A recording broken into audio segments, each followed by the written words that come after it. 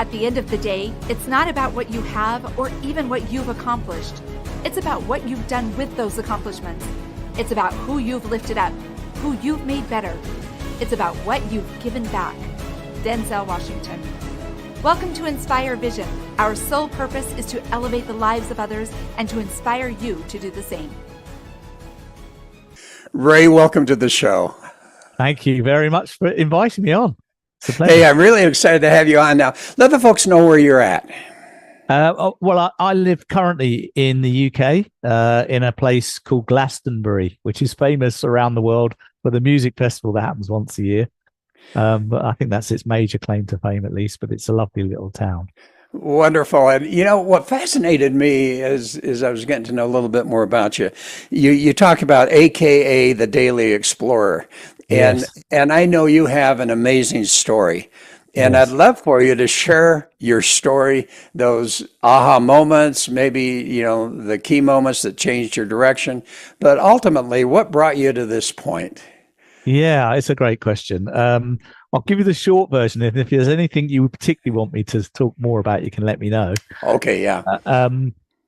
In 2003, 2004, I was a businessman living in London. I set up a company sort of in the decade previously, and my business partner was the woman I was married to. So we were a husband and wife management team. And to all of my family and friends, you know, I'd been successful in their terms. I'd sort of, done materially very well, achieved success with the business. I'd even been crowned Business Leader of the Year by the Daily Telegraph in England. So I had a lot of professional recognition. And so to the outside world, I think I looked on paper, at least, to be an image of success. But behind that facade, I wasn't happy and things weren't working, and my marriage was breaking up. And one day, my ex-wife now came back from a meeting, said, "I'm leaving you and I'm leaving the company." And it was very sudden, quite shocking. And at the same time, my father got very ill and he passed away. And so within 3 or 4 months, the life that I knew as normal had just completely evaporated. It was like standing in a bomb crater, you know, surrounded by destruction on all sides. And as a result of that, you know, I was pretty broken, to be really honest with you, Doug. And friends of mine suggested to me I should take a sabbatical, you know, just go away for a few months and have a reset and reflect on everything that had happened and sort of make sense of it and restart. So I thought that was a great idea, and I decided to minimalize my life. I sold my house in London and thought I'll buy a smaller place when I get back from my sabbatical. I'll be gone for 6 months. It won't be very long. Anyway, to cut a very long story short, after 6 months, I wasn't quite ready to come back, because in the last week of that sabbatical, I did a Vipassana silent meditation retreat in a Buddhist monastery, 10 days of silent meditation. And that just like completely reconfigured my brain and had a big reset around that. And I thought, whatever this is I've discovered, I love it. I want to explore it more. That I'd never thought about meditation or mindfulness or any of those things, which are now so common in our language. And so I thought, I want to stay a bit longer and start to develop my practice around those things before I go back. So I stayed a bit longer in a place called Chiang Mai in Thailand. And there I made quite a few friends and saw things that touched my heart, like an elephant sanctuary that was providing a home for rescued elephants.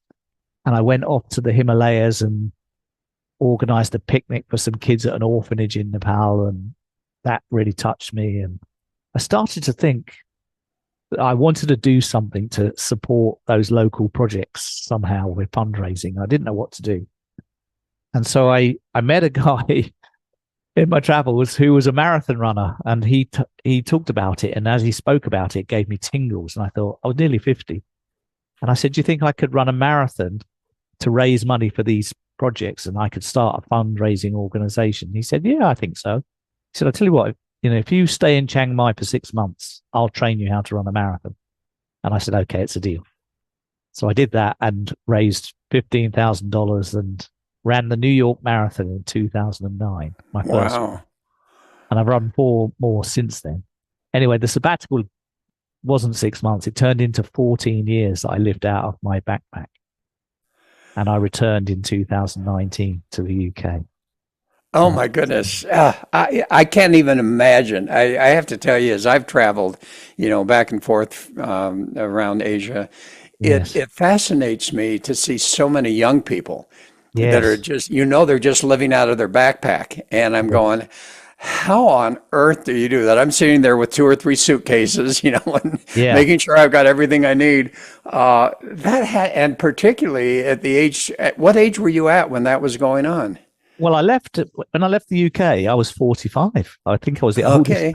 backpacker that I knew, in Asia. Most of the people were half my age or that, I mean, Oh, yeah. yeah, that's fascinating. So anyway, go on. I didn't mean to interrupt you, No, but that's okay. That's okay. I mean, so that's kind of the short version of the story, but below the surface line of the story, all those things really changed my thinking so deeply. My thoughts about ownership, about status, about purpose, mission, all of these things were really shifting a lot. And I knew I didn't want to return to the kind of life I had. I absolutely knew that whilst I was a competent CEO and I was good at that role and I could earn money doing it, I knew that I wanted to do something different. I wanted to work one-on-one coaching people and do much more of that kind of interactive one-on-one work. And I kind of sort of sensed that was where my heart lied with it. yeah. And so my journey became about really following what I knew as what now know as my true path. And I got inspired by a book by a lady called Bronnie Ware. I don't know if you've heard of her book called The Top I, 5 Regrets of the Dying.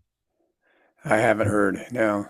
It's quite a well-read book around the world. And she works in a hospice as a nurse. And so she has conversations with people in the last days of their life, pretty much exclusively. That's all she does. So she's spoken to well over 1,000 people and asked them the same question. What do you most regret about your life? And they all said the same thing. They all said, I wished I'd lived my life true to myself and not the life that others expected of me. And I thought, wow, I want to be living from that place, not the place I was living from before. And so that changed everything. And ever since then, I still live a very minimal life. I still own one bag of clothes with 22 kilos in it, a laptop, very minimal on things. I have had to acquire a place to live in the UK because I was homeless when I came back. So that's pretty much the only thing I own is a small house. But I'm very minimalist now compared to how I was before. Well, and it's fascinating to me. 2 things you said. Number one, and I like it. We tend to live our life as imposters. Yes. And by that, it's like, as you say, we're living a life that other people expect of us.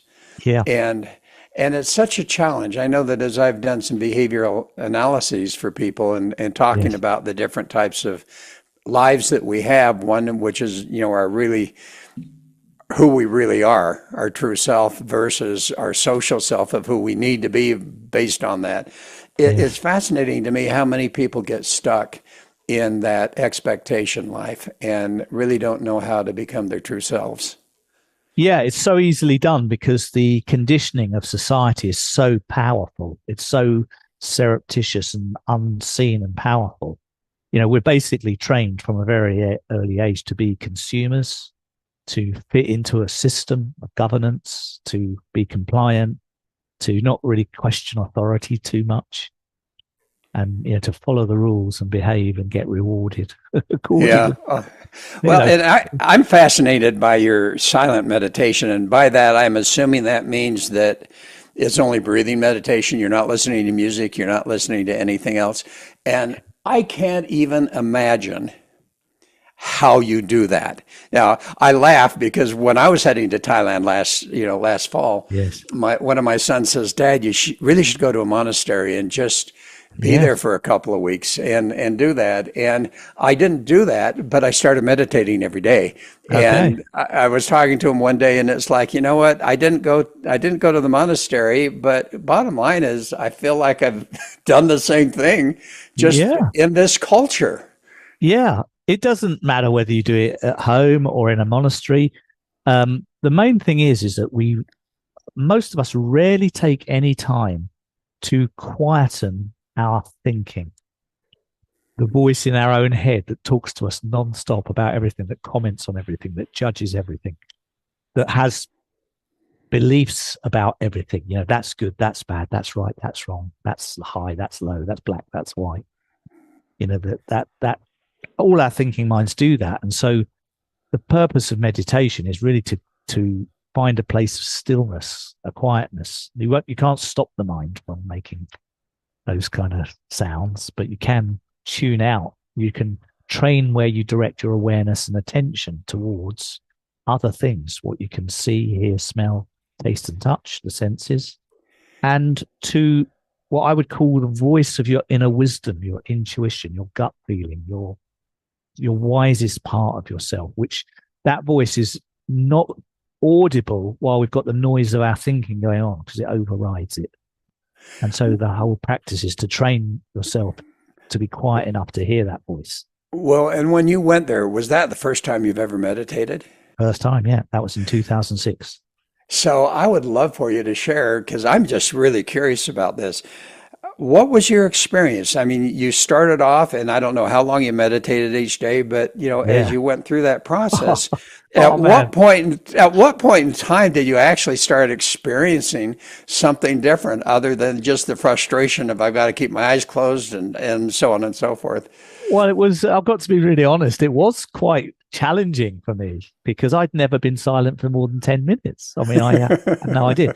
But luckily, at the International Dharma Center near Suratani, where I did my first Vipassana, I've done a couple more since, but that first one, they were really fantastic because all the participants were foreigners, and they do it for the foreigners, mainly. Right. And so they're aware that no one's got this, physical stamina for this sort of thing. So they break up the day into nothing more than about 90 minutes to 2-hour sessions at the most. Mm-hmm. And so the most you're ever sitting cross-legged for would be sort of 90 minutes for 2 hours. They break up the day with some walking meditations, because you can do silent walking meditation as well as a sitting. There's a little bit of chanting during the day, and they also have 1 hour in the day in their program where they have a Dharma talk, where a monk will actually speak out, to educate you about some of the Buddhist teachings and principles. And that was incredibly useful to me because it started to open my mind and thinking to why we suffer so much, why we have so much anxiety and stress in our society, what the root of that is. And I'd never really seen it so clearly before I had this teaching from monks about what they call the cycle of craving. Yeah. And how that leads to anxiety and endless wanting and grasping and clinging to things that we don't have. Well, and two things come to my mind, and I'm really curious about this. As you listen, I've tried to listen to the monks, but none of them speak English, so yes. It didn't help me at all. I would assume he spoke English. He did, yeah. There were a couple of really good English speakers there. There were, but one of the things I find is there's so much conflict going on right now religiously.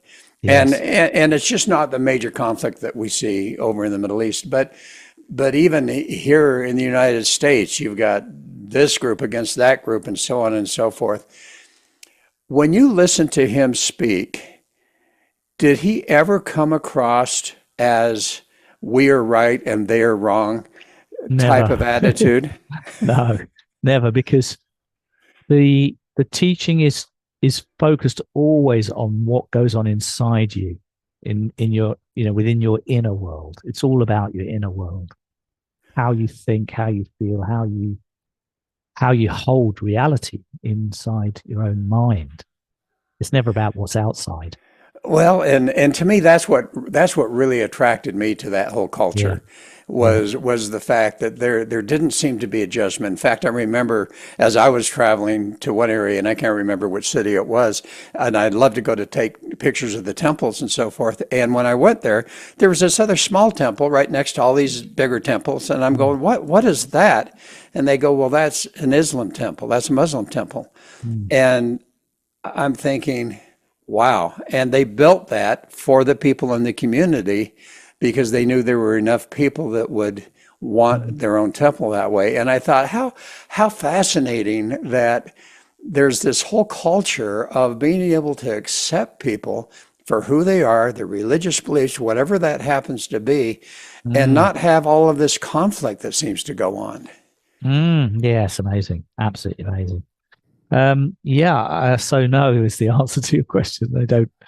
The whole reason that mindfulness has become so all pervasive now is because it gives you a chance to know where you are at any given moment in terms of what you're feeling and thinking, and observe yourself without judgment, because that's the critical part of being mindful, is the non-judgmental part of it. Well, exactly. And how long did it take, going back to your meditation experience, how long did it take you, how many days, how many weeks, whatever, to the point where you actually started to experience that inner sense of peace and got rid of all those external thoughts that keep coming through your mind, and really able to do that silent meditation in a way that you started to gain that inner wisdom? Yeah, well, I'll give you an answer to that question. It was pretty much immediate. As soon as the retreat was over, I felt like if I'd had a round knob on the side of my head with the volume, it was like someone had turned it from a 10 out of 10 down to maybe a 2 out of 10 during the 10 days I was. So it was already it was already much quieter when I left. And then I found that the more I continued my own practice of sitting, meditating every day, the more quietness remained and the stillness remained. But then if I stopped practicing for a couple of days or didn't do it, the noise would go up again. And then I'd need to do more to bring it back down and be still again.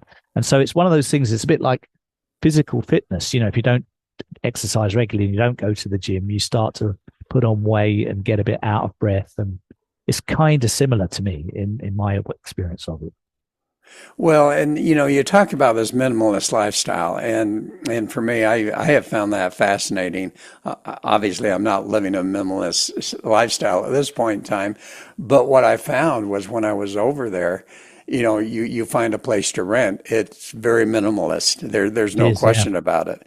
And as you watch people and where they live and so forth, it's also minimalist. And as I was coming back, I was telling my kids, you know what? I've got to really declutter. I've got to just get rid of all of this junk that's at the house. Yeah. What do you find the value of minimalist living is, and how do people get to the point where they start to value that type of concept? And did that come from your experience with Buddhism, from a standpoint of getting rid of that ego and not wanting all of this stuff, or how did that come about?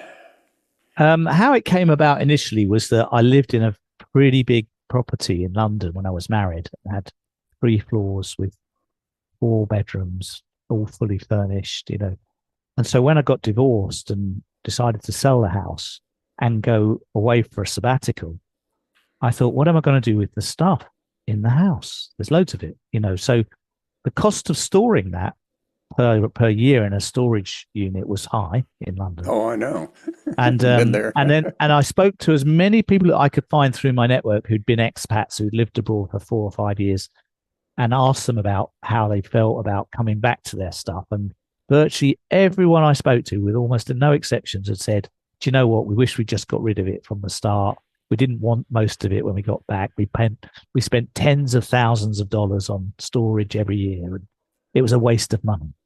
And so I thought, okay, I'm just going to either sell or give away the stuff then, because if I need more stuff in the future, I can buy new stuff. And I don't know where I'm going to even be wanting to live. So why would I want to keep it? I might not even want to live in London anymore. So I decided to minimalize everything in the beginning before I sold the house. And so I had 3 or 4 months of intensive eBaying, circulating the pictures of all the things in the house to friends, saying, there's a yard sale. Do you want to come and get some of this? Do you want any of these items? They're all up. They're all available. And eventually it got rid of everything and just left myself with a bag of clothes and a laptop.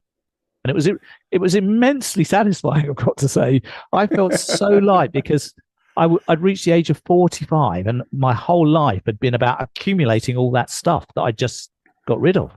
And so now I was having a complete experience of restart from zero, but with the wisdom and experience of my life in the bank, and some money as well as wisdom, to live from for a while. Well, and you talk about restarting, and I think about that a lot. How many people go through their lives with that, living the life of someone else's expectations? Yes. And at what point in time, how are people able to come to that level of awareness that they actually realize that's what's going on, and then get the courage to say, you know what? I'm going to go on a new adventure. I'm going to reset my life and find an adventure that really is for me. Yeah. I mean, it's a great question. I can't say I've got a great answer because I don't know how it works for everyone else. I only know how it worked for me. But I would encourage people to really, go within and trust that inner voice. I mean, that's one of the big lessons for me that happened in the shift from being materialistically comfortable, affluent consumer living in London to being a minimalist, light, nomadic traveler, being less tied. I started to trust my intuition massively and not my logical mind anymore, because I sort of, after a year or two, kind of almost deprogrammed myself from consumption. I had no compulsion to buy souvenirs or clothes or anything that I didn't essentially need to carry with me to keep the weight of my pack down. So I became, really just down to what do I really actually truly need: a toothbrush, some clothes, and whatever it was, and a laptop to work from or communicate. And that habit is now deeply ingrained in me. So even though I live back in the UK and I live what looks like a more regular way of living, I still don't buy anything unless the item that I currently have for that purpose breaks or wears out. I just bought a new USB stick yesterday because the one I had broke, and that's it. That's one of the first things I bought in months. I have, the same T-shirts and clothes that I carry around in my pack. So, oh, that is just fascinating to me. And as you were being taught the Dharma, as you were listening to that from the monk, did he get into this whole concept of suffering is caused because of our desires? And I don't know that I've ever heard them refer to the ego. I read an interesting book by Eckhart Tolle talking about A New Earth, where he talks about how that ego literally causes us to want this, to want that, to want this, to want that, to just appear more successful, whatever that happens to be. I'd love for your thoughts on that, as far as how do we get to the point where we realize that all of these things that we want, in many respects and in most respects, are just really an effect of that desire, that ego, and that there's a way to overcome that? Yeah, it's a really, really good question. How I've come to understand it from all the teachings that I've been received from monks over the years is that we've all got a kind of a gap inside us. It's like what Eckhart Tolle refers to as the pain body in his book. But basically, we're in pain because we feel our life is missing something. It's not complete. There's always something not quite right in our life, and because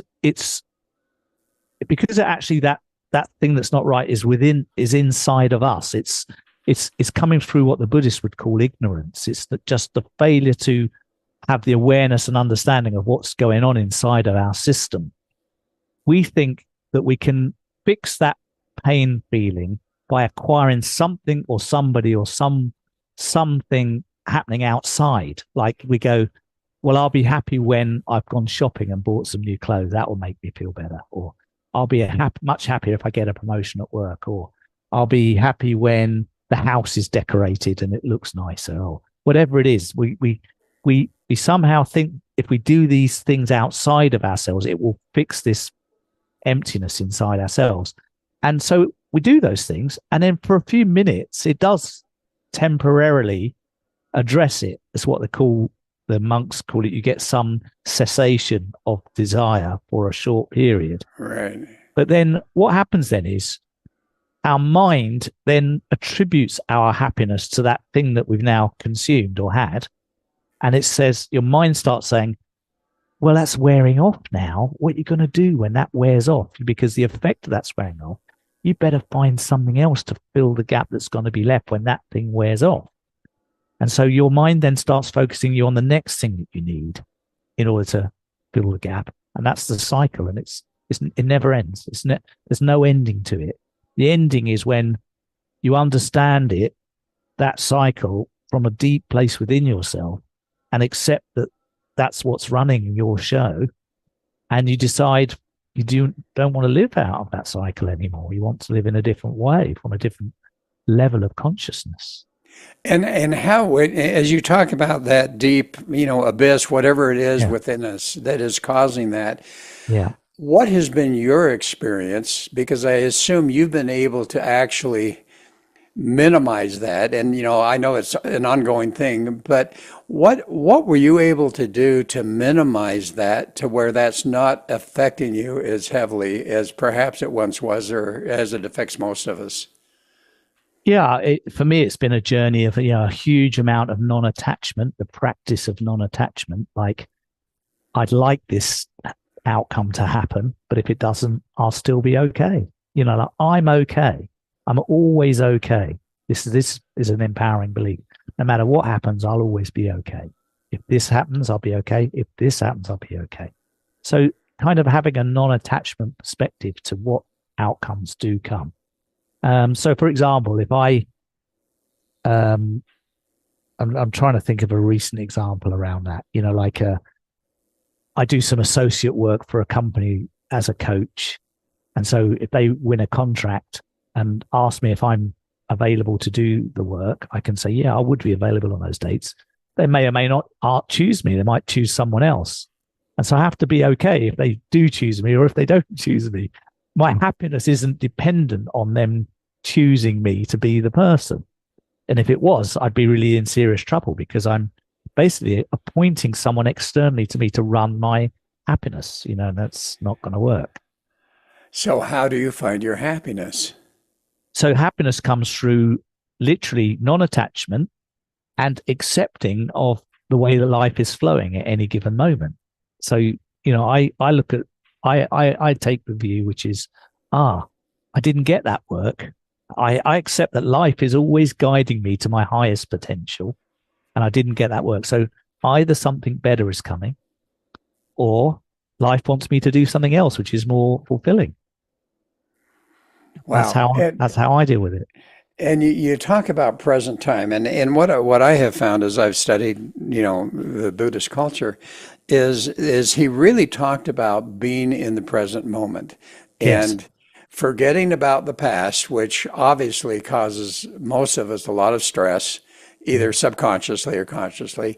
Don't worry about the future, although there has to be some element of proactivity about the future, but just live the present. What has been your experience, and what did you learn as you went through that process? Wow, that's a great question. That is definitely one of the things that I've benefited from being able to integrate into my own system. Because when I was a businessman, I was so driven by my goals. We're going to achieve this so I can get to this point in the future and be happy with this financial accomplishment. Right. And so what I was doing was, I was so driven, not in a good way, that I was kind of pushing all the rest of my life out to the sides to focus on the forward momentum towards this achievement, and just really ignoring 80% of my life, pushing it to the sides. So missing birthdays, missing events, not paying attention to key relationships, my partner and my friends, and missing the things that you really can't buy with money and that are this real source of connection and deep fulfillment and happiness, in order to achieve something material, which with delusional thinking, as the Buddhists call it, you actually believe that is what's going to deliver your happiness. But of course, it's completely the opposite. And so I realized that. So without with the new understanding that I've managed to integrate, I'm now able to know what's truly valuable. So now I want to spend time with my friends, with my family, with my partner, and I don't want to do some of the things or be driven in the same way that I would have been 10, 15 years ago. And nothing's changed on the surface, because I still like spending money. I still like doing certain things. I like eating in nice places, etc., etc. So those things are the same. But now I'm just so less attached to those things as a way of deriving being happy. Now I'm just happy if I go to bed at night thinking, did I show up in my best self today with my friends and family? Was I loving, caring, kind, compassionate? Was I, of service to my community? And if I can say yes to those things, I feel deeply happy. It's not about what I own or how much I've spent or what I've consumed. Well, and it's interesting that you can approach purchasing things, moving forward with a different mindset, with that mindset that I don't need it, but this will make my life more enjoyable. I'll have more fun today. But if you don't get it, it just doesn't make that much difference. Now, you've written a book. You've written a book. Let the audience know what your book is. And I know that you have 6 rules that you've written in your book about happiness. I'd love for you to share those. Yeah, I will.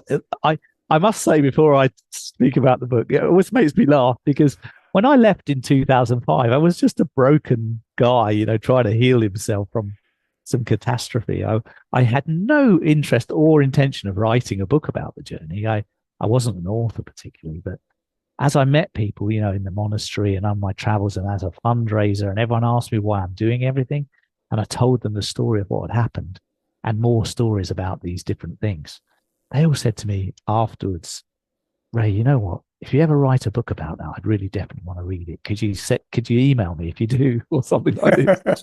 And I kept saying, no, I'm never going to do that. I'm never going to do that. But then I got to about 50 people who'd asked me over 3 or 4 years. And then it became 100 after 5 years. And I thought, gosh, I don't know. The universe wants me to write a book. Obviously, I keep getting asked it over and over.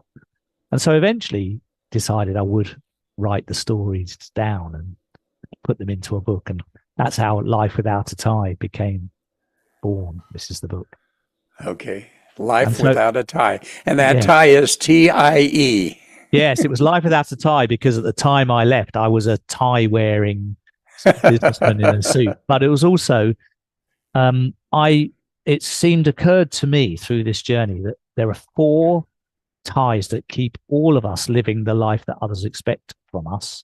And they're the ties that sort of tie us to society's structure, which is the tie to our partner or spouse, the tie to our career, the tie to our home, our physical home, and the tie to our friends and families.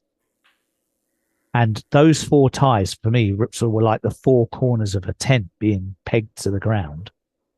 And I think people will tell you, if just one of those ties gets removed, like you break up a relationship or you have a divorce, even if the other 3 remain, your life becomes slightly unstable for a while. If it's 2 at the same time, it's now quite unstable. Right. 3 out of 4, it's like almost keeling over. What happened to me was all 4 of those ties got cut in one instance, in a sense. And so I was sort of literally drifting into a completely new existence, which I had no idea what that would look like. And so I was really wanting to really describe the transition from being in a tied life to an untied life. Now my life's a bit more tied again. I've got a house now and 1 or 2 things like that. But I went to the other extreme to see what life being untied would feel like, look like, sound like. And so I've got a direct experience of that too. And so in the book, I wrote as many examples as I could of what I'd learned, what wisdom I'd gained, and some of the things that really struck me that come with that kind of experience of going through transitions like that. Well, and you talk about ties, and as you say, you're back in now with, you've got your house. I assume you've got a relationship, and so on and so forth. Yeah. And yet there's some advantages just to move away from that for a bit. So here's my question, because I think ties are necessary. Yes. And how do you get to the point where you approach those ties in a way that you still are not living someone else's life, but you're really experiencing your life, your joy, your happiness, your peace, and still experiencing some of those ties? How do you mindfully and mentally approach that in the right way based on your experience? Yeah, it's a great question. How it occurs to me that you do that is you apply some kind of rules to your life. And so like the first rule in the 6 rules of happiness that I wrote in the book would be build a strong foundation or core within yourself. So that what that would look like would be you spend time reflecting deeply and using your imagination and visualization to consider, what is my vision for my life? Where am I actually trying to get to? What are my values? What are the things that are most important to me that if I don't feel every day, I'm not going to feel good about being alive? Yeah. What is my purpose for being here? Why do I do what I do? Why do I do what? Why do I want to do X? So values, vision, purpose. When am I in my element? This is a lovely term that Sir Ken Robinson, the teacher, came up with. He is an amazing man. Died about a couple of years ago. And he said, when you've got your strengths, what you're really naturally good at, and your passions, what you really care about, and where those two intersect, you are spending time in your element. You're doing what you're brilliant at and what you really care about. You said, like, you're people who are in that zone that say, I don't even ever feel like I have a job. It's not work, even though I'm paid at my job. Yeah. I just love it. Like they're really in their element, of course. So how do you get to spend more time in your element, whatever that is? Okay. And that's step number 1. What's step number 2? Step number 2 would be to look at the extent to which you take full ownership for everything that happens in your life.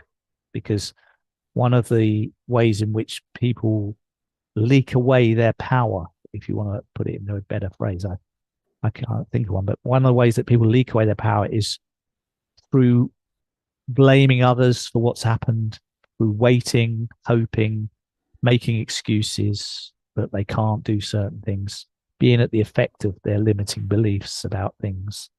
So they're not taking 100% ownership for what they do, what they choose, what they want, what they need. They're allowing life to do things to them. Yes. Okay, number 3. Wow. Okay, so number 3 would be... I'm going to have you go through all 6 real quick. Yeah. Okay. So number 3, I'm just going to make sure I've got them in the right order from the book. Number 3 would be to do with becoming your own observer is what I call it. Okay. And so this is the power that is unique to human beings, because no animals have this ability as far as I understand. Human beings have this amazing ability through consciousness to step out of oneself and be the observer of oneself. Like you and I, we can go, oh, do you know what, Doug? I notice I'm having a thought about the weather outside. I notice that I'm thinking about the weather. Yeah. Now, that's not me just telling you what the weather is, because that would be being in the thought. I'm actually stepping outside to a helicopter view and watching myself thinking about it. Yes. And what that does is it creates a separation from what we consider to be us, which is not really us. We are not the thoughts that we have. We are the consciousness that is aware of and noticing those thoughts. We're not the thoughts themselves. And this is a kind of thinking that's not made clear when we're very small. Oh, it's so true. We're conditioned to believe that we are a certain way, we think a certain way, and that is who we are. It's one of the most delusional thoughts that we hold as humans, because that takes away all the power that you have to choose different thoughts and to hang out with thoughts that are much more useful and productive in your life than the ones you do hang out with. And I love that concept of stepping outside yourself and observing. All right, now, that was number what, 3? That was number 3, yeah. And so number 4 is what I call creating powerful, purposeful, and sustainable relationships. So what I mean by this is I look back at my life and all the things that have happened and all the luck that I've enjoyed where someone's come to me to offer me something I need without me seemingly having a plan. I call it luck, serendipity. Right. But then it's happening because I've invested in creating really deep connections in all the relationships I've had. And like a great example was when I left England in 2005 to go on this journey, I had to sell the company and close the business down. And I had a very young lady working in my team in her mid-20s who was going to be, I could tell, was going to be a future star, you know, an amazingly bright and intelligent, capable woman, but young in the beginning of her career. But I knew the right thing. She never asked me to do this, and I have a value around integrity, and I knew the right thing for her was to find her a really good job to move to before I went off on my travels. I just knew it was the right thing. She'd been really loyal to me and really helped me. So I went to her and I said, if I could help you get another position somewhere else in a similar company, would you want that? You know, because I'm really happy to try it. And she said, yeah, that would be great. So I went to one of our rivals, a competitor, and I knew the owners. We were sort of friends, even though we were rivals. Yeah. And I told them about this lady and said, she's been our highest performing person. She's brilliant. I think she's got a really bright future. You know, and if you don't mind me saying, I think you'd be crazy not to hire her. You won't regret it, I promise you. And so they did. They hired her, and it worked out brilliantly. They were absolutely thrilled. Obviously, my friend who got the job was thrilled, but they were also thrilled with all the value she brought. And she was there for 10 years and grew into a woman and became very astute as a businesswoman and everything. And then I lost touch with her because I was away for a long time. But after 13 years of being away, I had a reason to call her. And I said to her, you know, I'm just calling just to see how you're doing, because she'd got married. She had 2 kids now. She now was in her early 40s, soon a grown woman. And she told me all about her life, and I listened, and I was sort of deeply happy it all worked out there. And at the end of that conversation, I said, oh, I forgot to ask you. I said, what are you doing for work professionally? She said, oh, yeah, I've been working with this company for the last 10 years, but it's now been sold to a much bigger organization. And so I don't want to be involved with that any further. And so me and the other lady who founded the company, we're thinking of building a new business. You know, she described the idea. She told me what it would do. It was to serve emerging leaders and give them some coaching support and skills that they would need. And she described it to me, and I just had this strong resonance throughout my body as she was talking. And at this time, I was living in Poland, in Warsaw, in Poland. And I knew I could easily fly back to London and be engaged with that kind of work if I needed to or wanted to. So I said to her, you know, I'd love to be a coach on the team if you're putting a team together. And she said, oh, that would be interesting, because you were my boss for 10 years and now I'd be your boss. How would that feel? I said, honestly, I have no pride about that. I'll be fine with that. And she said, okay, I'll bear it in mind. And then when they launched the company, they called me and said, you're on the team. We want you in this first cohort in London. And I've been working with them as an associate ever since. And I'm now, you know, an integral part of the team. And I love my work with that company, and they loved having me on the team. And so that's the sort of stuff I'm talking about. Well, and that's wonderful. And the other ones, I want the audience to get your book to find out what they are, yeah. Because obviously okay. we're running out of time. Okay, I could talk forever, Doug. It's okay. Yeah, they're all 6 are in the book. They're all described in the final chapter of the book. The 6 Great, rules. Yeah, life without a tie. So as you think about what your experience has been, and if there was something you could say to the people that are listening today that might make a difference in their lives, what would that be? The one thing I would definitely say is spend time considering what your path looks like, what your vision of life looks like for you. It doesn't need to be the same as anyone else's. In fact, the more original it is, perhaps even the more fulfilling it could be. But that would be my encouragement, because if you can identify that and tap into what that is and looks like and feels like, and then start taking the little step by step towards that vision, life just reconfigures itself in a way that I can never explain, but it will start to bring to you the people, places, and things that you need. to have Yes. that manifest. Oh, and I love that. I talk about adventure, and I Yeah. talk, to my kids and to other people, saying, life is an adventure. And It is. when you find yourself not enjoying life, it's time for a new adventure. Yeah. And particularly, as you say, one where you really start to do that introspective work, the meditation, all of those types of things, because I don't think people understand the reality of what is inside of them, the goodness Yes. that exists there, the intelligence that exists there. And if they can just tap into it, they will gain inspiration and guidance from inside that is going to make an entirely different effect in their lives. Yeah, exactly. You've got it. You've nailed it there. Well, Ray, hey, thanks so much for being on the show. I really My appreciate pleasure. it. This has been great. Folks, thanks for listening. I hope you enjoyed it. Get a hold of that book. I think you'll find it worthwhile. And your website. What's your website? Lifewithoutatie.com. Okay, lifewithoutatie.com. Yeah. So, folks, thanks. Have a great week. This is Dr. Doug saying namaste. Thanks. Namaste.